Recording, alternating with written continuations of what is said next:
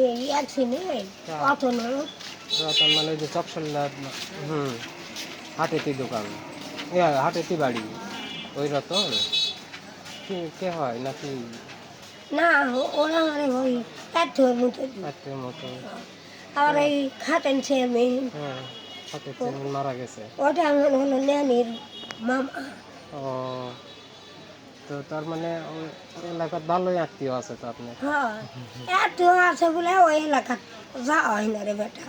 ওই লিজের এতর মধ্যে থাকে না তাই তো, যেত হিম বেড়ায়। আপনার বাড়ি কোন জায়গায়? আমার বাড়ি ওই, আপনাকে এর আগেও দেখেছি কোন জায়গায়। আমার বাড়ি হলো সুদ বাজারের খাটের কাছে। হ্যাঁ হ্যাঁ হ্যাঁ, এইবার মনে পড়ছে, আই না আমার আপনাকে দেখেছি।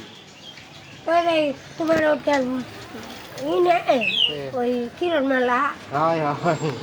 কিরণ মেলার হলো বড় ভাই, ওরা আমার আপনি এই পর্যন্ত আসেন, হ্যাঁ, এখানেও আসেন প্রতি সোমবার করে? এই প্রতি সোমবার তো। সারাদিনে কয় টাকা পান? ওই আমার ওর মতন মিলি কাছে তাও 200-300। 200 হয়, 300 হয়। আপনার যাওয়া আসাইতে আবার মনে করেন 50 যাওয়া টাকা খরচ হয়। 50 টাকা ভাড়া। এখন এখানে মাছ সরকারি লাগে না। যাক, তাও না কিছু হবে না, আরো উঠে উঠে থেকে আবার আছেন। ধরালাম ওই যে আর একটা অতন আছে, দিঘি আছে, ওই রহিমপুরের কাছে দিঘি। রহিমপুর দিঘি নেই, হুম। ওদের আয়নার বলে একটা ছেলে আছে, কালো আয়না। হলো নূর মোহাম্মদের হলো ভ্যাটি, সব ছেলে নূর মোহাম্মদের চিনছি। ভ্যাটি। ওরা আমার আপন খান। আহ, আর ওই দিঘির দিয়াতে আর একটা অতন আছে, ওরা 3-4 ভাই।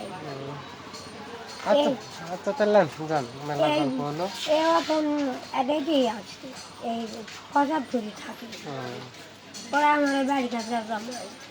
আচ্ছা, মেলা গল্প হলো। চলো বাবা, আচ্ছা, ভালো থাকো বাবা, আচ্ছা, ঠিক আছে। আল্লাহ তোমার দেওয়া